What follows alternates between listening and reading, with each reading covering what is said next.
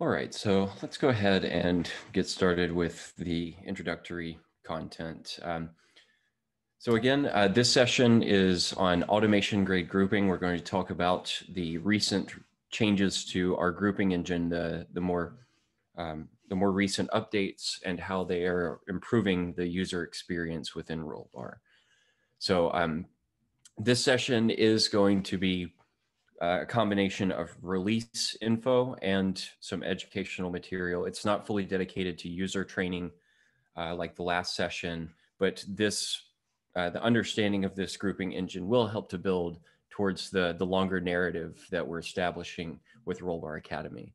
So I'm thinking the successor to this session will involve item management and the things that you can do to control your item workflow. And that process is, of course, impacted by the grouping logic that you have in place and what version of the grouping engine you're using. So for today's session, we'll just introduce the concept of automation grade grouping. How do we define that? What specifically is happening in Rollbar to enable the grouping engine? What are we doing there?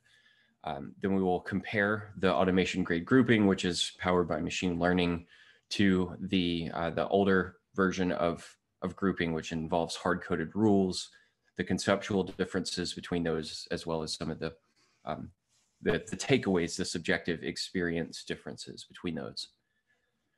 Then we'll mention how grouping plays into the larger picture. So what does it do as a part of the bigger Rollbar service? And how do we see that enabling better developer productivity along the way? And then we will close out with some thoughts on what we're doing to continue improving that, the changes that are going to be made going forward. And then, of course, we'll have some Q&A at the end. So feel free to ask questions at any time. If they're relevant to what I'm presenting, then I can tackle those as we go. Otherwise, we will just do some Q&A time at the end. So let's introduce the concept first. Automation grade grouping, what is it? We have a grouping engine that is a major component of the Rollbar platform and has been for quite some time. So grouping is not anything new to the Rollbar experience, but the utilization of machine learning to enhance that grouping is the new release. And that is what we are focusing on with the terminology. And that's the concept that we're going to be exploring today. So by training these grouping engines, we use the machine learning model, and we scrape the public internet for errors, as well as using the errors that we ingest to our own platform. And that provides the training data that this learning algorithm needs. So, we're very much training it practically with the data that we see, as well as with some academic data from the internet as well. And every sprint, there are improvements and modifications made to the engine. So with every update every 2 weeks, this engine is going to incrementally improve. I can't speak on the exact specifics of the upcoming releases, but they're usually focused on tackling different languages and handling those piecewise. So usually one sprint will have a lot of improvements for a given language, and maybe the other one's not so much. So that's the general nature of the improvements we make. But to take a step back and just speak on the problem space as a whole, as this illustration is trying to convey to us, there are lots of bugs, not just the 3 distinct ones that we see highlighted, but the problem with dealing with these occurrences, the way that we call them as an occurrence or just an error event, is that we need to know exactly what the root cause is. And since we are a code improvement platform, we're going to point to code problems as best as we can. So maybe I should have started with that, but that is the basis of the grouping engine. We're trying to condense the errors into the single actionable problems. So that was, I guess, a reverse description of what we're doing here. But with those groupings, with the different root causes that we can infer based on the data that's sent to us, that's how we improve this over time. We iterate and we observe and adjust based on what we've grouped successfully and not so. All right, so I think this slide will probably help to illustrate the differences between our grouping and some competitors here. So there are three different versions of the same problem space here. So think about this being your application and all of the errors that it spits out in a given time window. And no grouping up here where we just see individual bugs with no identification. That is most similar to a logging platform. So think of one of the services that you would use for your everyday operational logging, and they don't have grouping involved. It's machine data, it's treated as text logs, and as such, the advanced analysis that we benefit from in the error monitoring space is not available. You could ultimately get to the same information using a logging platform, but the amount of time taken, it would be impractical. It would not be a convenient experience whatsoever. So improving upon that would be the hard-coded algorithms. And this would include the old Rollbar grouping engine. We did devote a lot of manpower to improving that and iterating upon it. But at the end of the day, they're still hard-coded before the ML grouping gets involved. So other error monitoring services would fit into this category, those that are not utilizing AI as a part of their grouping yet. And this is where we would differentiate ourselves, Rollbar standing alone in this category for now. And hopefully the illustration makes sense. As we improve the grouping, we're trying to get down to the individual problems. So think of these as specific code problems that we could address by modifying that code. All right. So as the grouping engine improves over time, as we go from noise to signal to actionable alerts, that's going to enable further automation across the DevOps lifecycle. So we're starting to integrate with feature flagging tools. We have a Launch Darkly integration. We did a webinar on that as well, and we have some videos that we're preparing to put on our YouTube channel for that. But you could think of Launch Darkly and our automated feature flag toggling as being a part of this top workflow. We see a new error, and thanks to the notification rules in Rollbar, we know this error is tied to a given feature flag. And to save the manual trouble of someone actually disabling that flag, the Rollbar notification would send across the webhook and disable that flag in the code. So no human intervention required there. And that's ultimately what we want from our automation.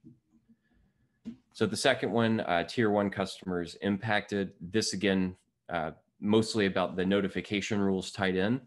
So we have the ability to send notifications, so that's never been a problem. But the issue is that alerting noise causes folks to desensitize to those alerts. So with the improvements to grouping, the whole experience is going to get better. You can trust your alerts more because they are more likely to be aggregated to a single problem. Undergrouping and alerting do not go hand in hand. In the event that you get 100 occurrences and none of them are grouped together, that's 100 alerts. And after the fifth, I would probably be ignoring them. That's how things work in the world of operations. It's crying wolf, and you need to know there is a real problem. So alert noise, another thing that you can help reduce through grouping improvements. And then maybe to deprioritize something or to direct it towards maybe a ticketing system, you could filter those alerts to determine this is only impacting a certain tier of users, and we do need to fix that, but maybe it's not a priority one. Maybe this does not need to go to PagerDuty where it will wake up folks in the middle of the night. So grouping and the different prioritization efforts, the different paths that you can take as a result of receiving a notification, it helps to, I think, diversify those different paths as well. All right, so I'm just going to briefly speak on the roadmap here. There's not a ton of specifics I can share at this moment, but talking about the why again for a second before we talk about the what. hopefully it makes sense how with the automated feature flagging, with the notifications, the ticket creation, we've stepped away from just doing something like analytics. Again, think of logging as something where you're just doing the base level of understanding your data, and now we're trending in this direction towards software that is ultimately going to begin to fix itself. When I see this on the chart, it makes me think of the launch darkly. Ultimately, we would like to be able to scale to where these flags and the notifications between the systems, maybe that becomes automated too. But the further along the grouping gets, the more the other aspects of Rollbar and even other observability platforms are going to benefit from this. So as it exists today, the grouping engine, I believe I mentioned earlier that it is language specific in what we're covering. So JavaScript is the #1 most covered language at this point. Over 50%, I believe, are being handled. And then Ruby is a close second. So those are the two front runners. And I think that combination of front end and back end makes up a large component of our active users. In the sort of second tier category, I believe it's C# and Python. They are receiving improvements. Those updates are being rolled out. They're not quite up to the level of the top two yet, but those are maybe the next order of magnitude. And then the other languages are being targeted for the later releases. So things like Go and Java, they're getting started, but we will be making drastic improvements to those over the course of this year. All right, and I'm going to pivot over to the user interface for a second. I just want to make it very clear how you're going to get these improvements. We've started sending out email notifications, I believe, targeting those accounts where we are not seeing the grouping engine at its latest version. And this is a project level setting. If you manage an account with a large number of projects, or even if it's just more than a handful and you don't want to do it yourself, we can bulk update these for you. I think you would probably just want to send a note to one of your Rollbar contacts, maybe to support if you don't have a dedicated contact. And for this, just going to one of these languages to upgrade this and to see what version you're on. These are both in the same menu. So again, project level settings for this particular project. I can go to upgrade grouping here. And this is an example of one where I would change this. It's not my project, so I'm not going to make any modifications, of course, but you want to enable the auto upgrade so that you're not constantly coming back in here to iterate on this yourself. You don't want to have to upgrade manually every time. That's another thing that is just going to get forgotten. Maybe folks are being asked to do this and they're not familiar with the UI to that level. But auto upgrade and upgrade to latest, that's all you really need to do. And again, if there's a lot that needs to be updated, just send us a note and we can absolutely help out with that. All right, so notably absent from this webinar is a demo, and that's due in part to the fact that this is a feature that works under the hood. It is a black box in a sense by design. The automated grouping components are not modifiable to you, the user. That's, again, that's the ML doing its own thing and not really allowing for your changes. The custom fingerprinting, of course, does allow you to override that grouping. So if you have special use cases or outliers that are not falling in, then you still have the ability to enter these custom rules. I think we mentioned this in the last session as well, the one on occurrence data. But the automation grade grouping, it's not all that clear what's going on, but there is a new feature that's being rolled out to accounts that is going to help you understand how the grouping works. So this is the last thing we'll mention as a part of the educational content here. But this button, the rules applied, is going to render the rule that was used to group this. So This is trying to help with the lack of visibility into this engine. Again, there's not a lot you can do to change this. I can't edit this rule or anything, but this is a nice utility feature for understanding how the grouping engine is arriving at the conclusions that it uses for these rules. All right, so that's everything I have for today. Let's see if there's any questions to answer here. And if there are no questions from the group, or if there are any that go above my head, then we can direct those to the appropriate groups. All right, I do not see any open questions in Q&A or in the chat. So just looking ahead for the next Rollbar Academy session, that one, I think what I would prefer to do, we'll have to finalize this, but I think it makes sense to do item workflow.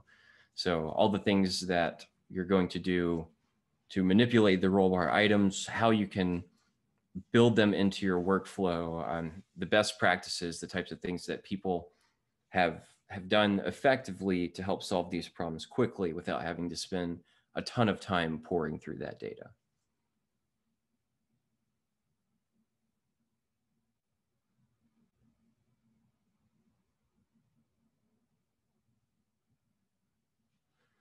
All right, question in the chat to show the grouping settings again. Absolutely, let's do that. All right, so starting from the settings menu, again, settings is always anchored to the left here. This is the new UI. If you're using the old UI, then you can switch under your user settings. This is how I would switch back to the old UI. So in the old one, I'll target your user settings there. Within the settings menu, the projects list, this is a little bit of a nuance. Some folks don't realize this unless they've used the product a lot, but we have two sets of settings menus. You're not going to find the custom grouping here. This is the account level settings. In order to get to the custom grouping or to the upgrade grouping, I have to drill into a specific project. So here I chose that JavaScript project, and here the upgrade grouping settings. This is my personal account, so I have auto upgrade enabled here. And then for beta versions, I don't have that turned on. I don't think there was any reason for that. And there's also a change log. I think this sprint just came out a couple of days ago, maybe just yesterday. So it may not have been auto upgraded yet, but in that case, I click the button and the new upgrades are rolled up. You'll see a change log that shows every update that's happened since you last upgraded. So if you look at the screen and you see a long list of changes, especially if it goes back to, I think the last major update was June 2020, prior to the November 2020 update, which was the ML grouping. So if you see those milestones that are in the change log, you need to upgrade that, and that will improve your grouping experience. That will help prevent the clutter that a lot of folks experience, where you're having to manipulate items or you're having to merge them together to get rid of problems.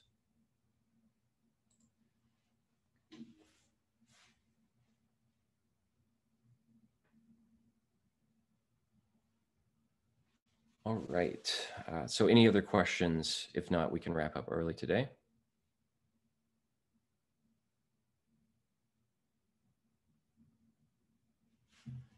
All right, one final closing note, and then we'll end the session.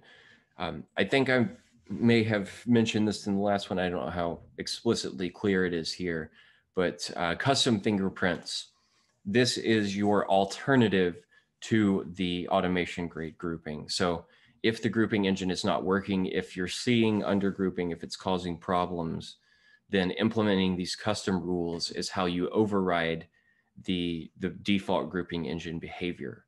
These JSON rules, I think we've mentioned these in the last session, so I won't go too far into the weeds here, but exceptions can be tested, or occurrences can be tested against new rules.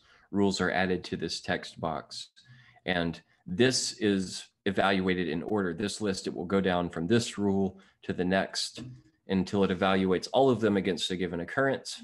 And if that does not match, then the automation grade grouping engine will take over and do its work.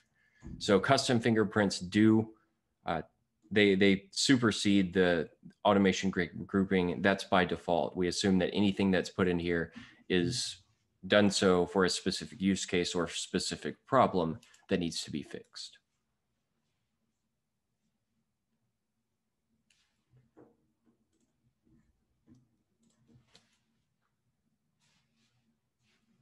All right, and with that, I think we have concluded the session. Any follow-up questions you have, feel free to send those along. Thanks to everyone for attending, and we will get out some notes and some communication about the next Rollbar Academy session as soon as that's locked down.